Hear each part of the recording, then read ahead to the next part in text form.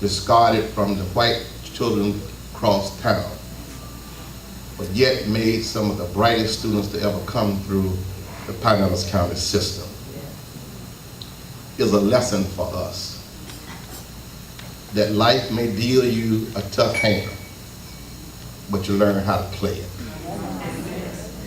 Sometimes you can throw some cards out and pick up another card, but then you have to make that card, those cards, match the cards that you didn't discard.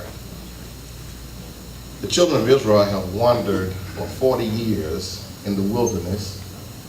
They have,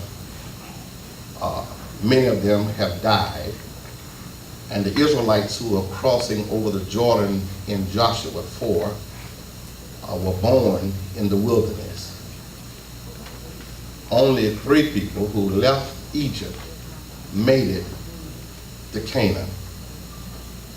And so we have here Joshua receiving direction from God that everybody, every tribe is to be represented in the Jordan by placing a stone that shall be a memorial to all that went on before. To the 40 years in captivity, to the 40 years of wilderness wandering, and for the rest of time immemorial in Canaan and beyond. We have a task like that, that if we don't talk about what was, it will never be repeated.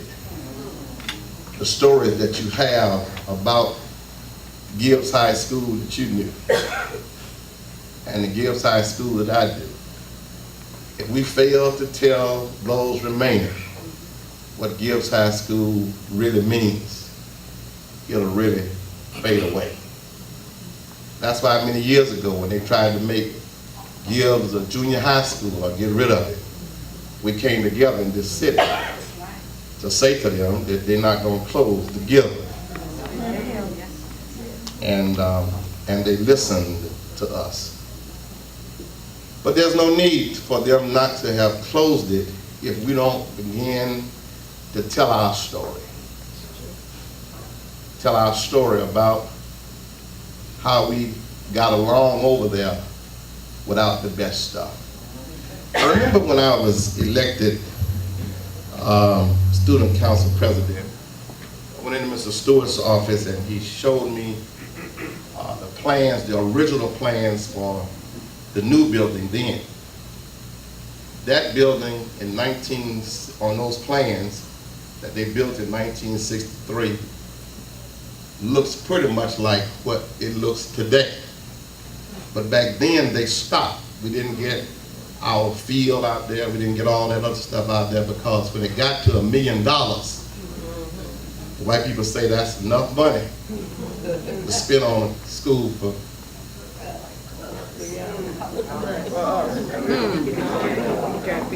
y'all.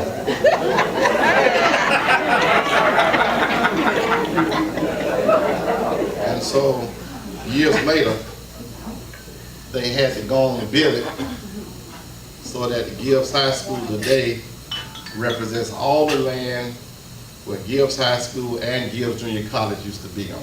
Amen. So that is a testament to the legacy of Gibbs High School in this community, named for a black man, Jonathan C. Gibbs, who was elected in Reconstruction as a Secretary of State. And they killed him. He was a Presbyterian preacher. And he was speaking at a state banquet, and somehow some poison got on his plate. Somehow. So, be careful where you eat at.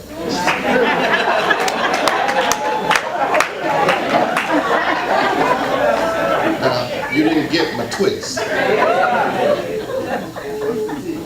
You got to be careful who becomes the banquet master of America. Because we may have to watch where we eat. Uncle Son, they'll get that by 4 o'clock.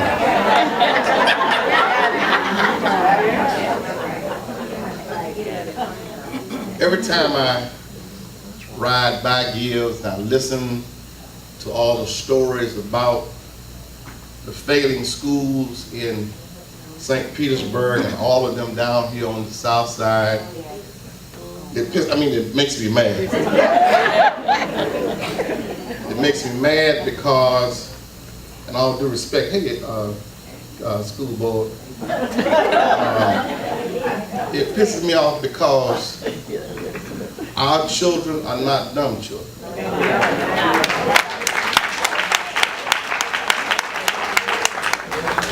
And they are failing to see the jewels before them.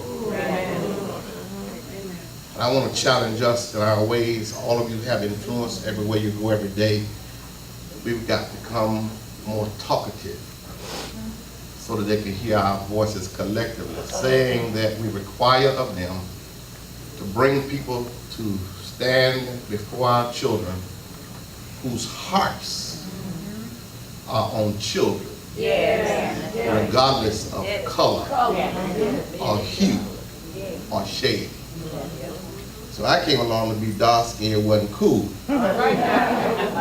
Everybody was trying to be light.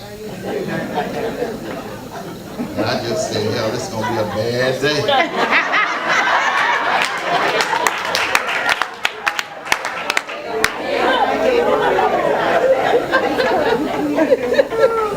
And I didn't never understand the color thing, no how. My daddy was light. My dad was a bad boy. He would wear your behind. He's a bad boy. Where's Jessica Curry? He whooped her. And my mom was black.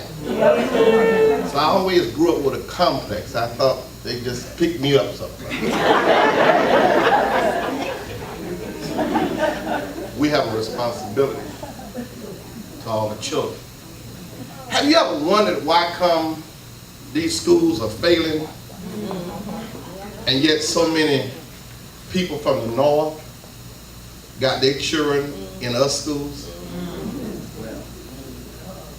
I dare you to go sit in the car line. I got 17 grandchildren. I have to go pick some up. Well, they got children, they just about there. But sit in the car line and see all them North County parents down there wondering why the school failed. There's something wrong with that picture. There's something wrong because if a child, I got a friend of mine whose grandson is number 300 on the waiting list at Perkins. How in the world can a black boy in the hood be number 300 and can't get in at a school 3 blocks from his doggone house? Something wrong with that system. All this can be turned around. Okay, what can we do? 3 things I'm going to get out your way. First of all, many of us have reached that age of retirement and all like that. But let me just tell you, retirement don't mean sit down. It means that, number one, we need to rethink our endeavors. And we are not just to be busy, but we are to be busy with focus and with meaning.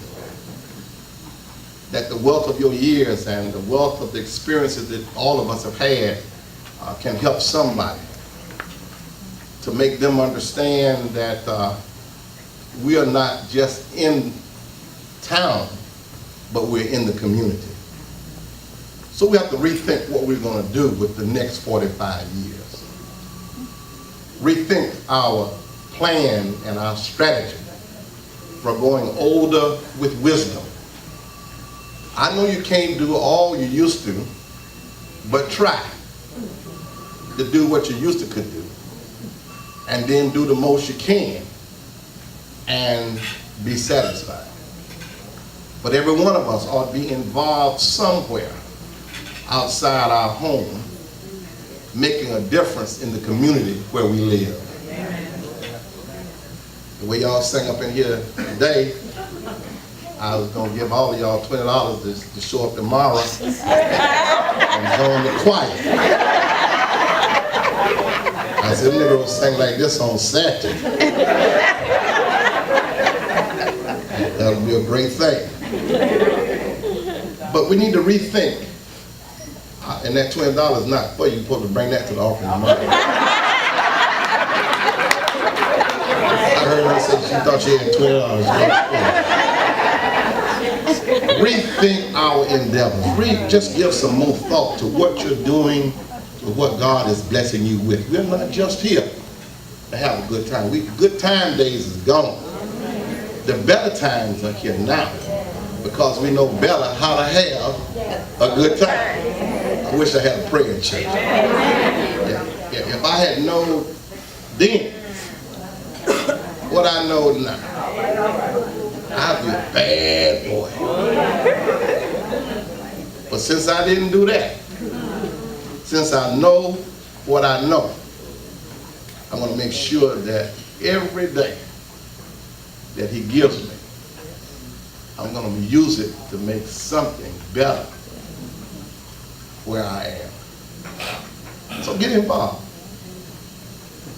Wrap your minds and your hands and your hearts around the issues that serve our community. Because if we don't do it, we'll wake up in a few more years